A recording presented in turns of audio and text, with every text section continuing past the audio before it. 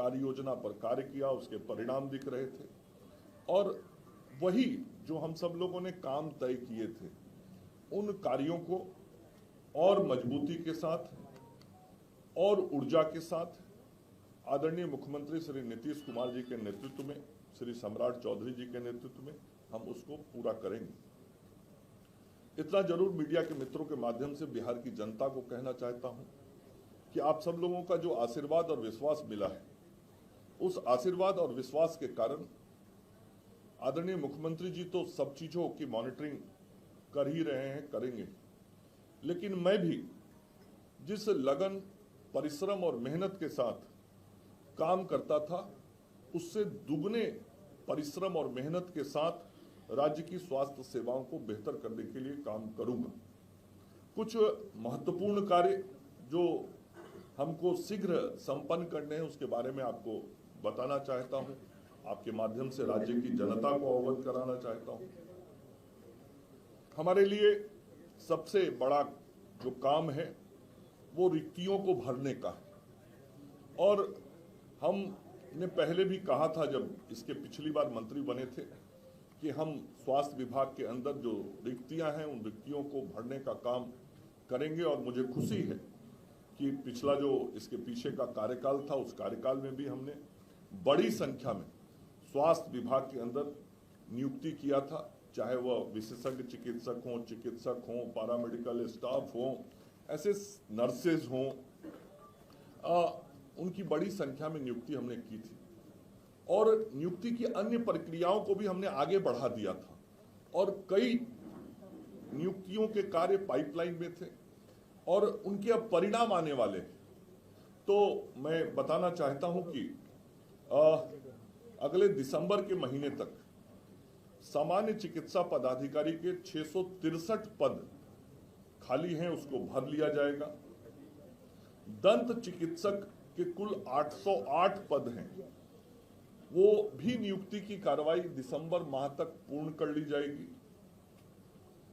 Staff nurse 11,389, 11,389, इसकी नियुक्ति के लिए बीटीएससी ने परीक्षा संपन्न करा लिया है, मतलब एग्जाम हो चुका है।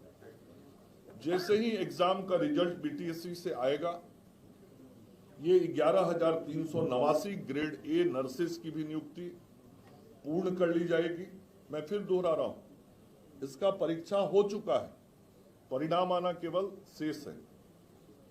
उसी तरीके से जो हमारे नर्सिंग स्कूल चलते हैं, कॉलेज चलते हैं, वहां ट्यूटर के 498 पदों के लिए बीटीएससी से परीक्षा का आयोजन संपन्न किया जा चुका है, और ये भी बहुत शीघ्र इसकी अनुशंसा प्राप्त होगी बीटीएससी से, और ये नियुक्ति का भी काम पूर्ण कर लिया जाएगा।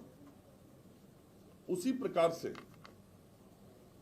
जो बराबर आप सब मीडिया के साथी भी कहते थे, और मैं भी जब गांव में घूमता था, मुझे भी जो आवश्यकता महसूस होती थी कि अस्पतालों के अंदर pharmacist, dresser, lab technician, x-ray technician, OT assistant, ECG technician, दंत विज्ञानी, ऐसे जो चिकित्सकों को सहयोग देते हैं और जिनके कारण चिकित्सकीय व्यवस्था बेहतर होती है, ऐसे लोगों की नियुक्तियों की बहुत आवश्यकता थी।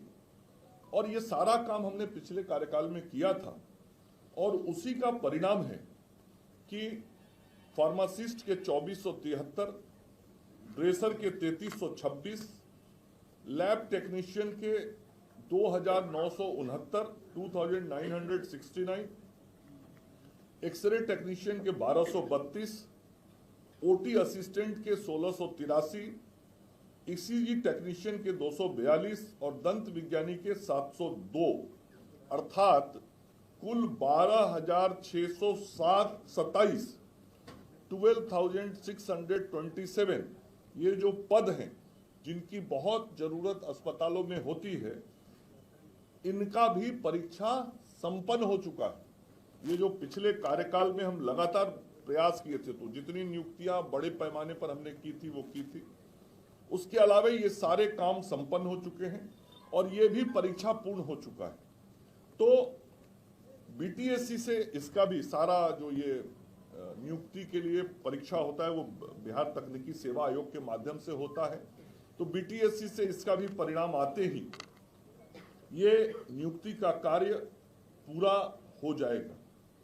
इसका मतलब ये हुआ, मैं यदि उसको कंक्लूड करूं कि अतिशीघ्र जो नियुक्तियां होने वाली है, जिनके या तो परीक्षा संपन्न हो गए हैं या कार्रवाई लगभग पूर्ण हो गई है, 12,627 ये हमारे विभिन्न पदों पर विभिन्न दायित्वों पे जो पैरामेडिकल स्टाफ हैं वो होंगे।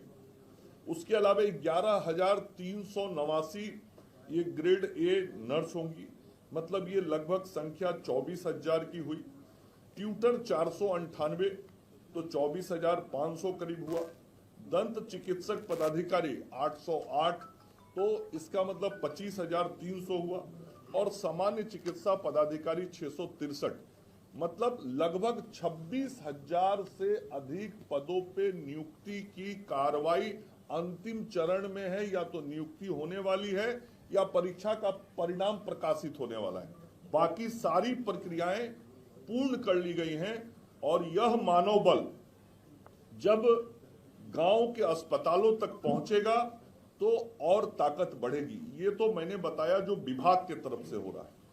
हम सब लोग जो काम करते हैं उसमें राष्ट्रीय स्वास्थ्य मिशन का बड़ा रोल है और एनएचएम के माध्यम से भी मानव बल की नियुक्ति का कार्य किया जाता है। एनएचएम के माध्यम से अगले 4 महीने में जो नियुक्ति की प्रक्रिया पूर्ण होगी वो मैं आपको बताना चाहता हूं। 220 नेत्र सहायक, 1504 आयुष चिकित्सा पदाधिकारी और 5,006 एएनएम। 3,000 से मुझे याद है 3,000 से ज्यादा था, 3,600। और अब ये उसमें से कुछ वेटिंग लिस्ट में नाम था, तो इसमें से जो स्पेशलिस्ट डॉक्टर हैं उनके 36, सामान्य चिकित्सा पदाधिकारी के 449 और 216 कम्युनिटी हेल्थ ऑफिसर सीएचओ, ये 1 महीने में ये पूर्ण कर लिया जाएगा। तो कुल मिला के एनएचएम के माध्यम से भी राज्य स्वास्थ्य समिति के द्वारा लगभग 7600 7,600 विभिन्न पदों पे नियुक्ति की कार्रवाई ये अगले 1 महीने से लेकर 4 महीने के अंदर पूर्ण कर ली जाएगी। तो 26,000 पहले हुआ और 6,700 ये, तो कुल मिला के जो नया रिक्रूटमेंट अगले कुछ महीनों में हो जाएगा उसकी संख्या हो गई, मैंने इसलिए एक अलग अलग करके आपको बताया है, लगभग 32,700। तो ये मानव बल जब अस्पताल में पहुंचेगा तो और बेहतर स्थिति हो पाएगी। ये हमारी प्राथमिकता है।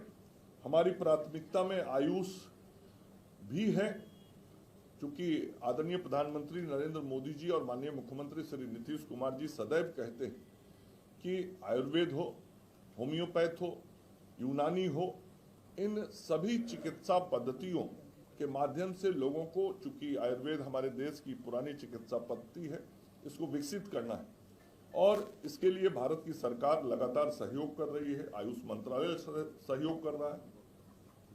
तो पटना में 50 बेड का नवाब मंजिल में एक हॉस्पिटल उसके लिए बन चुका है। 7 जिला और है, दरभंगा, मधुबनी, बेगूसराय, गया जी, सिवान, गोपालगंज और मोतिहारी, जहां 15-15 करोड़ की लागत से 7 जगहों पे ये आयुष के 50 अस्पताल बनने हैं और 10 बेड का अस्पताल अररिया, बांका और मधुबनी में ये 7-7 करोड़ रुपए की लागत से बनने वाला है। पहले सभी अस्पतालों में आंख के जांच की सुविधा नहीं थी। अभी राज्य में कुल 440 अस्पतालों में निशुल्क नेत्र जांच की सुविधा उपलब्ध हो गई है। ये हमारा जो कम्युनिटी हेल्थ ये होता है, सामुदायिक स्वास्थ्य केंद्र, वहां तक हम सब लोग निःशुल्क नेत्र जांच कर रहे हैं और जांचोपरांत चश्मा वितरण का काम शुरू हो रहा है। ये पिछले कुछ महीने पहले ये शुरू हुआ था, जो चल रहा है। जीविका दीदियों के माध्यम से अस्पतालों में भोजन की व्यवस्था बेहतर हो, इसके लिए लगातार हम लोग क्रमवार आगे बढ़ रहे हैं। पहले मेडिकल कॉलेज में हम लोगों ने किया, फिर डिस्ट्रिक्ट हॉस्पिटल में किया, फिर अनुमंडल अस्पताल में किया, अब हम लोग सामुदायिक स्वास्थ्य केंद्र की ओर बढ़ रहे हैं और जीविका दीदियों के माध्यम से वहाँ पे मरीजों को बेहतर भोजन सुविधा मिले, उसका भी काम कर रहे हैं। अभी नए 3 मेडिकल कॉलेज हॉस्पिटल लगभग बनके तैयार होने वाले हैं।